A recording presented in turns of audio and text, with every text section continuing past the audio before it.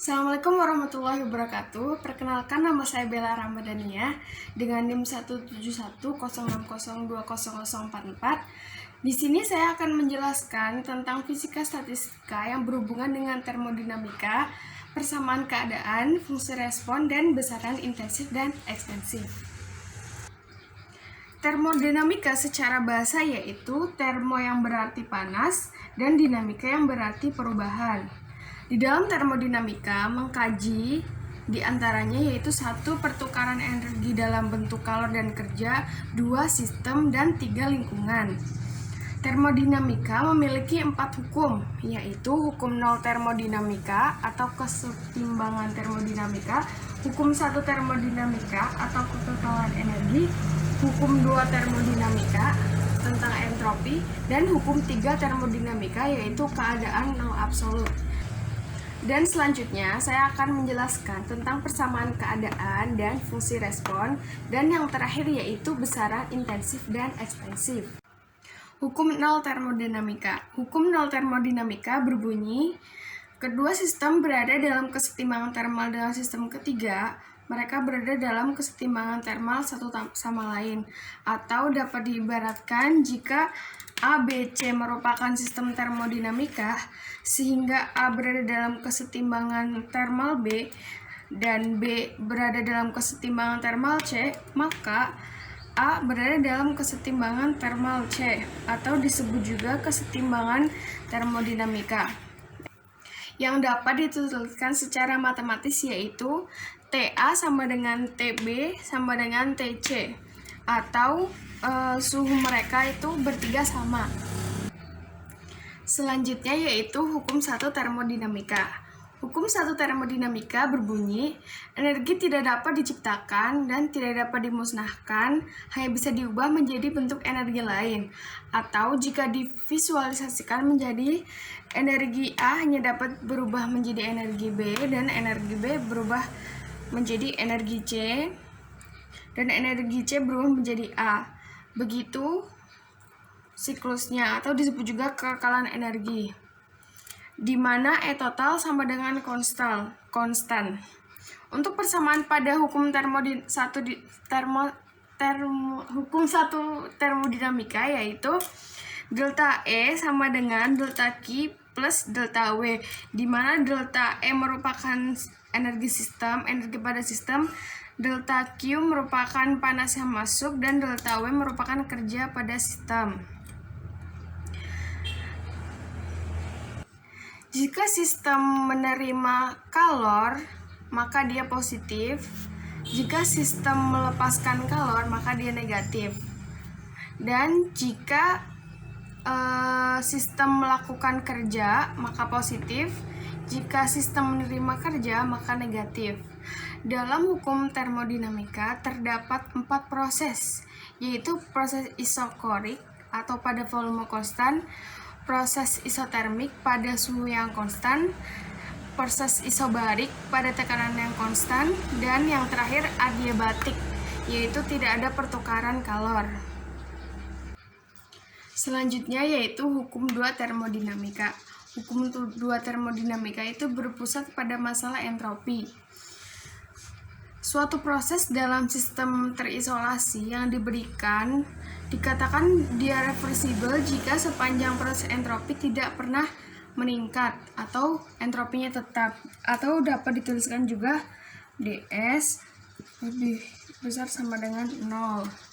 Dan jika divisualisasikan pada percobaan Claus-Kelvin, dapat dikatakan bahwa tidak ada panas yang berubah dengan sendirinya dari suatu sistem tinggi ke sistem rendah tanpa diiringi dengan usaha.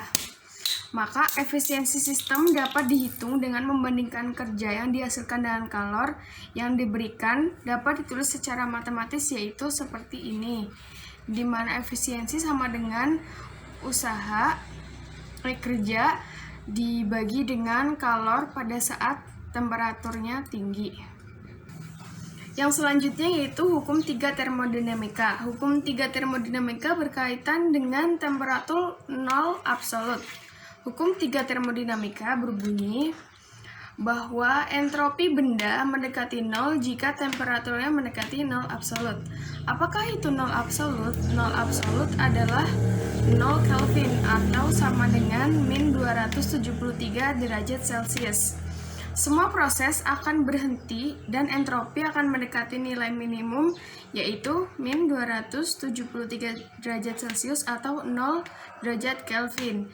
Jika kondisi nol absolut terjadi, maka pertama, dia tidak akan terjadi pergerakan atom. Yang kedua, tidak akan terjadi kekacauan termal. Dan yang ketiga, struktur kristalin dianggap sempurna. Yang selanjutnya yaitu persamaan keadaan. Jadi sifat sistem yang hanya ditentukan oleh keadaan awal dan akhir sistem tidak dapat ditentukan oleh cara mencapai keadaan tersebut. Pada persamaan keadaan digunakan untuk menyatakan persamaan gas ideal monoatomik, yang dimana variabel termodinamikanya yaitu P, V, dan T.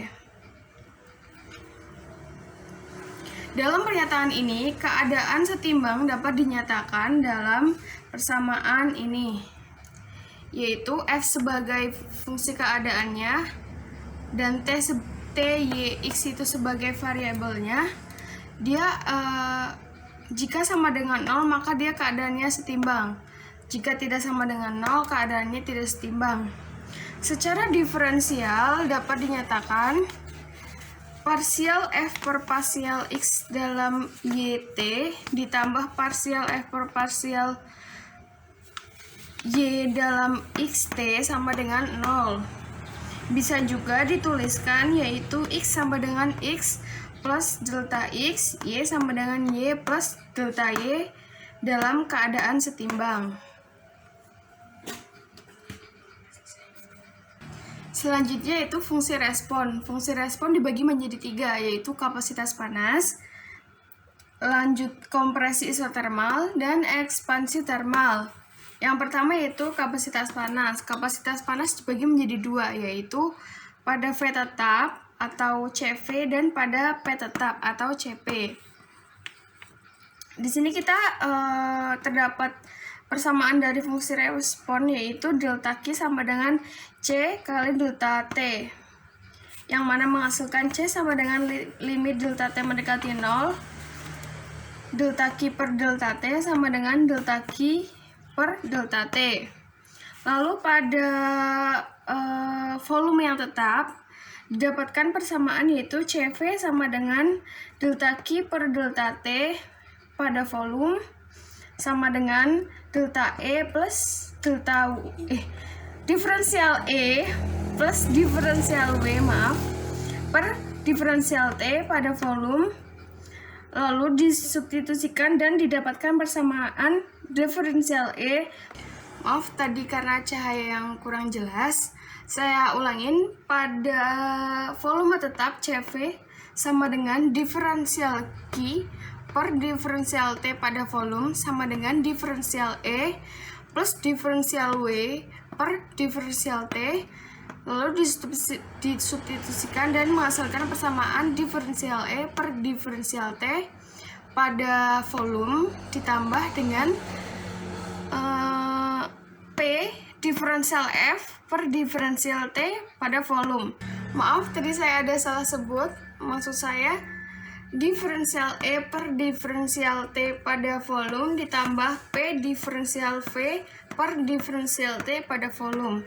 Dan selanjutnya untuk tekanan yang tetap hampir sama, yaitu CP sama dengan diferensial Q per diferensial T pada tekanan sama dengan diferensial E plus diferensial W per diferensial T pada tekanan, lalu disubstitusikan dan didapatkan persamaan sama dengan diferensial E per diferensial T pada tekanan ditambah P diferensial V per diferensial T pada tekanan. Selanjutnya, fungsi respon yang kedua dan ketiga yaitu kompresi isotermal dan ekspansi termal. Pada kompresi isotermal dicontohkan pada benda bermolekul N. Diibaratkan di sini tuh banyak molekul N-nya gitu. Terus jika dia ditekan ke segala arah, maka menghasilkan persamaan matematis yaitu KT sama dengan 1 per V parsial V per parsial P pada keadaan suhu dan jumlah molekul N. Di sini suhunya tetap. Lalu pada ekspansi termal, yaitu dari contoh benda yang kecil, lalu dia diberi panas, misalnya dia langsung memuai ke segala arah, dan didapatkan persamaan ekspansi termal yaitu sama dengan 1 per V parsial V per parsial T pada P dan N pada tekanan dan jumlah molekul. Untuk poin yang terakhir dalam pembahasan ini adalah besaran intensif dan ekstensif. Besaran intensif merupakan sifat dari suatu materi yang tidak bergantung pada jumlah atau ukuran. Sedangkan besaran ekstensif merupakan sifat dari suatu materi yang bergantung pada jumlah atau ukuran dari suatu materi. Contohnya pada besaran intensif yaitu daya hantar, medan listrik, titik beku, dan titik didih atau sebagainya. Dan untuk contohnya besaran ekspansif yaitu volume, massa, densitas, energi, dan sebagainya. Besaran intensif selalu berpasangan dengan besaran ekstensif. Bisa dilihat dalam tabel berikut. Untuk jenis energi mekanik, variabel intensifnya yaitu tekanan, variabel ekstensifnya adalah volume, dan untuk kerjanya adalah P diferensial V. Lalu untuk thermal, variabel intensifnya adalah suhu, variabel ekstensifnya adalah entropi atau S, dan kerjanya adalah T diferensial S. Untuk listrik, jenis energi listrik, dia memiliki variabel intensif tegangan atau E, variabel ekstensifnya muatan atau Q, dan kerjanya yaitu E diferensial Q. Dan yang terakhir, contohnya pada jenis energi gravitasi, dia memiliki variabel intensif medan gravitasi atau Mg, dan variabel ekstensif tinggi atau H dengan kerja Mg diferensial H. Baik, sekian yang bisa saya sampaikan. Kurang lebihnya mohon maaf dan terima kasih atas perhatiannya. Wassalamualaikum warahmatullahi wabarakatuh.